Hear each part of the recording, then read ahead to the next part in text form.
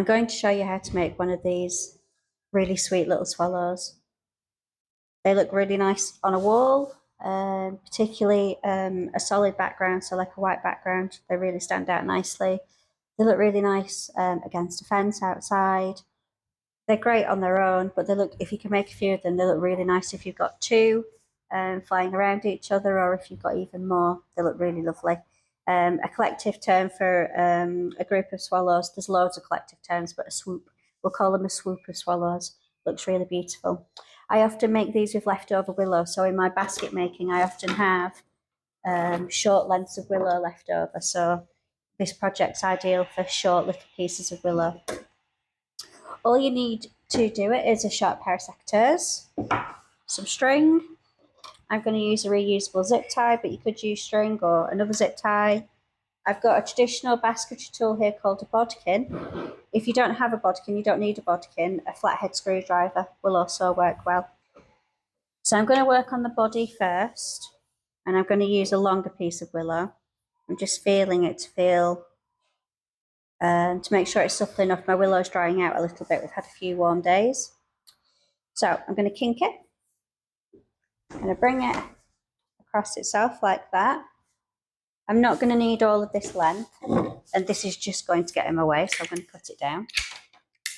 I might just shape it a little bit more so it's got a bit of a curve.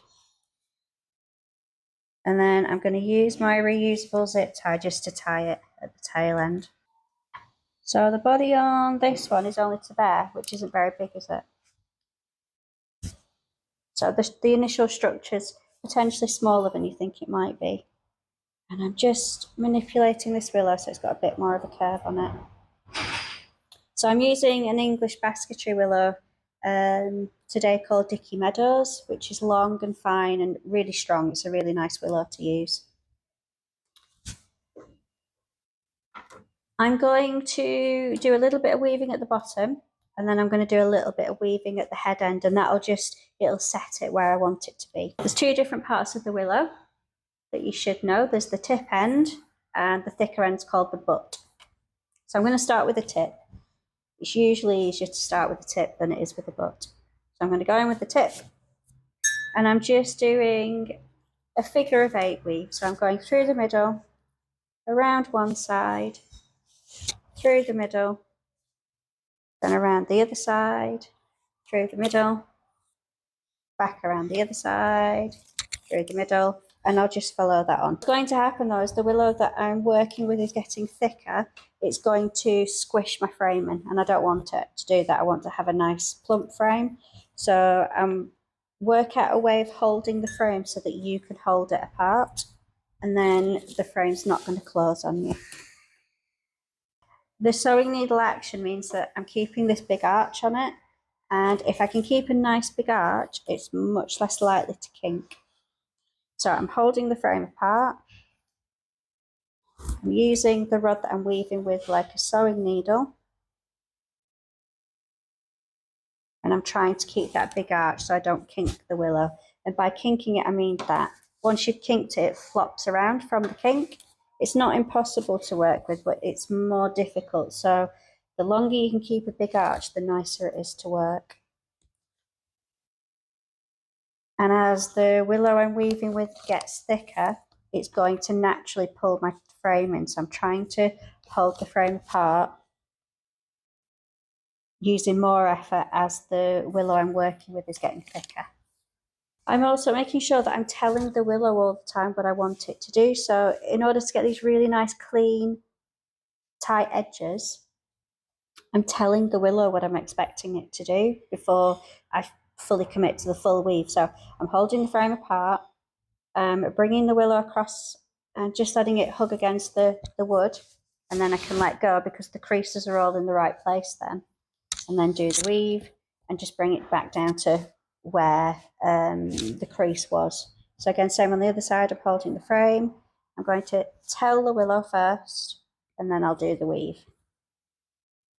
So because willow is a wood, if you tell it before you weave what you want it to do, that's what it will do. Okay, so I'm going to stop there. I'm going to go to the top, to the nose end. I'm going to start with the tip again, and I'm going to do exactly the same weave. So it doesn't really matter what you do with this. You don't have to weave that tip in. It just needs to stay somewhere in position while I get started. And once I've got a couple of weaves on, it can't come undone.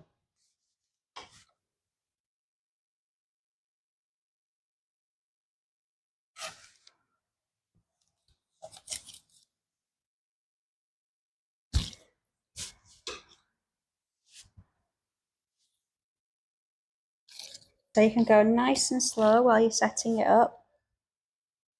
Weaving is a nice, slow, repetitive craft, so you don't have to rush. Slow is often better because you can set things up better.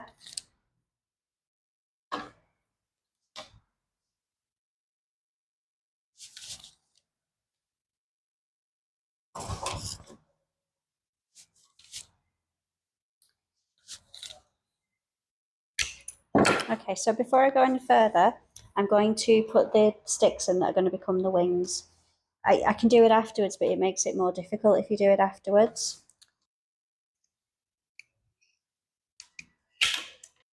Just generally measuring against the other frame that I've got here. And I'm going to do a nice long angle cut. So a nice long angle cut like that, so it'll easily go through the frame. I can then use either a bodkin or a flathead screwdriver to make a hole through the willow. So through these two pieces of wood here. See?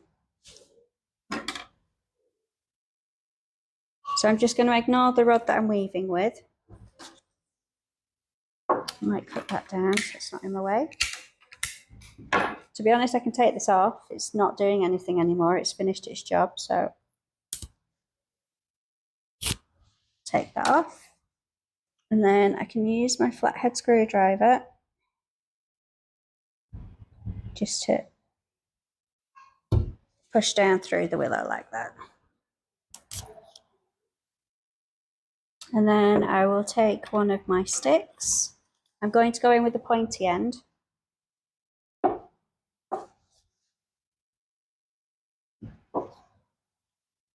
Like so. Go through willow. There we go.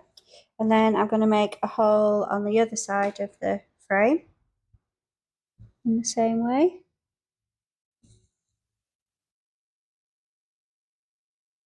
Again, just take your time. Oops, there's no rush. Okay, and then I'm just going to feed it through.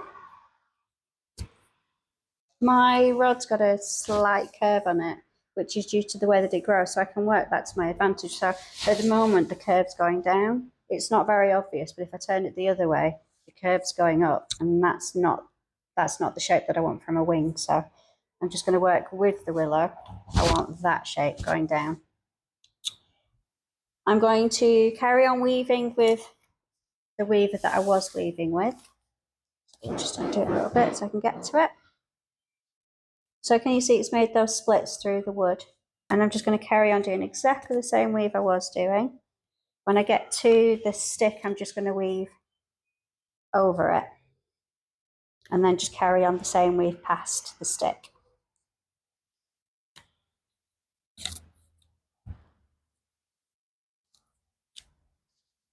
So again, if you feel like your frame's squeezing in, try and find a way of working with your hands so that you can keep it open. And then if you tell the weaver that you're working with what you're expecting it to do before you do the weave, you'll get nice clean edges. I've got a kink there in the wrong place. So all I'm going to do is I'm going to pull it back to the frame. So I've still got a nice clean edge. Okay, I'm going to end that there. I'm going to add the next two holes for the next stick because we're going to have two sticks like that. And I'm going to make sure when I add it, I don't know if you can see, but this is the thick end, that's the butt end. So I'm going to make sure that I turn it around so that I've got butt, tip, tip, and that way I'm evening out the tension in the material that I'm working with. Otherwise, all of my strong material will be on this end, and this wing will have much more give on it while I'm trying to weave it. So I'm going to try and even out the tension. So butt, tip, tip, butt. I'll show you with a bodkin this time.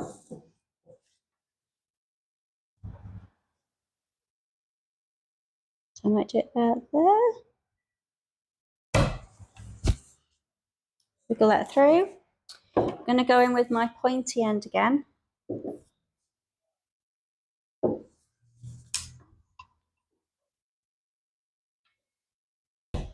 If you're not used to putting holes through willow, you're putting holes through a round material. So I've made it look slightly easier than it is if you've not done it before. But like with most things in life, it's just practice. So don't worry if you find it a bit tricky. The more you do it, the easier it gets. For that, I'm happy with those for now. I'm just going to ignore these two sticks and carry on weaving the body. When I'm adding new material, I can start with a tip or a butt. It's generally easier to start with a tip, so I'm going to start with the tip. But I'm not going to use the whole tip because it's really skinny. I'm going to go further in, just so it's a little bit stronger and it looks a bit more defined when I start. And there's no fancy finishing off or adding with this weave. You just start a new one next to where you finished and carry on.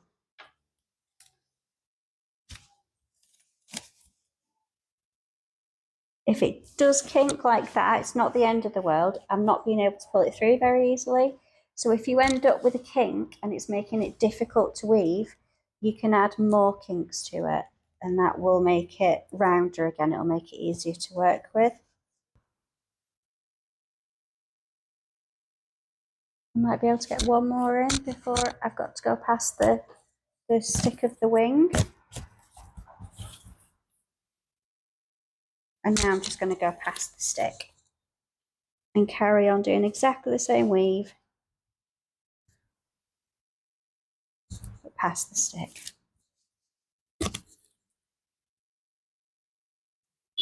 I'm going to finish that one there. It's got lots of kinks in it and it's feeling quite stiff.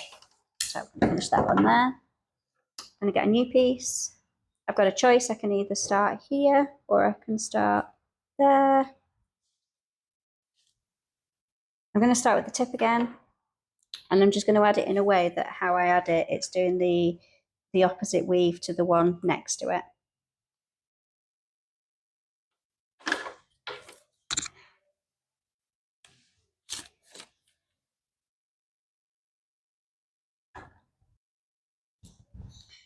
Getting towards the other stick, so I'm just going to try and get in as many weaves as I can so I don't have any gaps.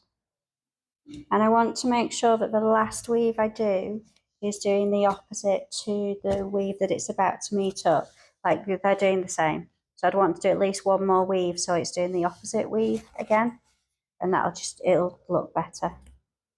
Okay, that's good. I'm happy with that. So before I carry on, I'm just going to trim my bird up.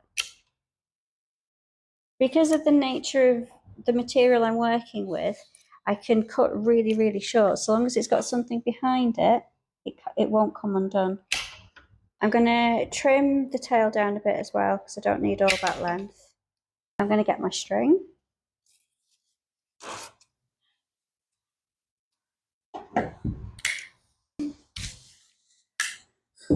So I've got a length of string. I put it in half. I'm going to wrap this around the tail. And then I'm just going to do a double knot. So that's one knot. And I'm just going to do one more. I'm not going to do it too tight because I might be able to undo it afterwards then. So it's secure in the middle. I can now take one end and I'm going to wrap it around a couple of times, because wrapping it around a couple of times will mean that I can then pull it and I'll be able to get a curve on the wing. And then going to do a double knot again. So through that loop, I'm doing a single knot, and then I'll do one more, make it a double, do me a nice shape on that side. And then I can come over to the other side and do the same. I can have a look at them and see if I think they're about a similar length to each other on both sides. Okay, that's really nice. I like that shape. I'm going to start weaving from the end of the wing coming in. I'm going to start with the tip again. You don't need to do any fancy starting offs, just pop it in, start doing the weave. So it's around one side, through the middle, and then around the other side and back through the middle.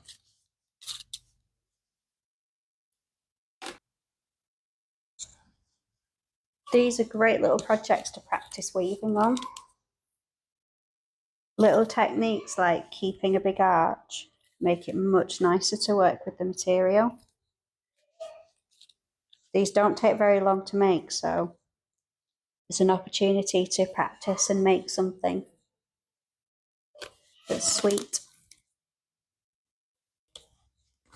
I can use this technique to fill in the whole wing, but I'm going to do, I quite like it when I have a little gap in it. It makes it a bit more of a feature.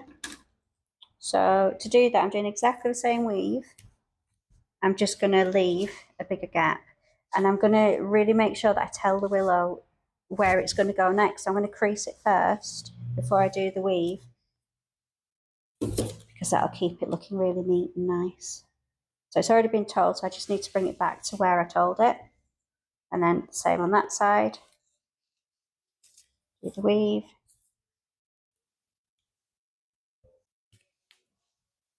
Okay, I'm happy with that, and then I'm just going to carry on weaving next to myself again. Getting to the point where I'm reaching the other side. So I just want to make sure when I finish off that they're doing the opposite weave to each other.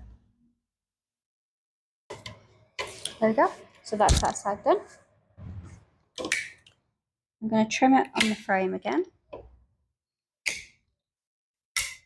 Okay, and now I can start the other side. Just feeling it to make sure it's nice and supple. I'm going to start with my tip. I can measure as well just to make sure. Yeah, that's the same length. 1, 2, 3, 4, 5, 6. 1, 2, 3, 4, 5. I want them to be symmetrical on either side, so they don't have to be perfect, but if they follow each other, it'll look better. 1, 2, 3, 4, 5.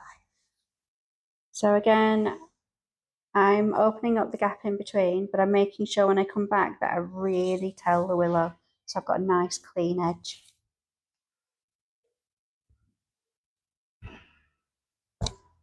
Okay, so that one's finished.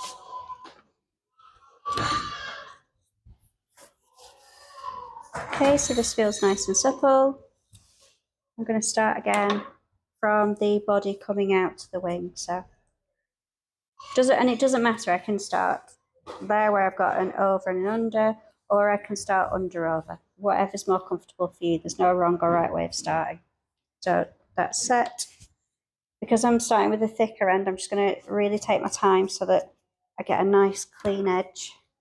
That's not a clean edge, so it might go in a bit further.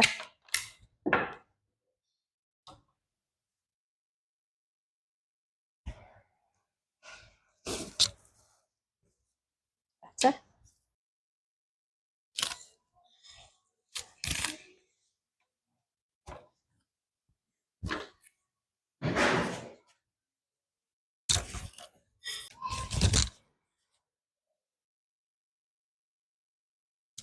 I'm getting close to meeting the other side.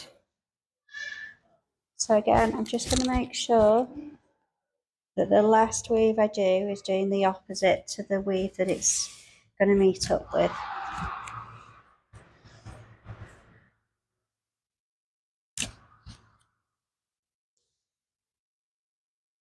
There we go. And then I'm going to trim it up.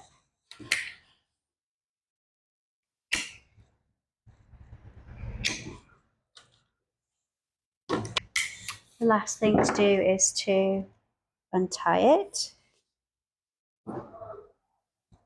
So if I've not done my knots too tight, I should be able to just undo them.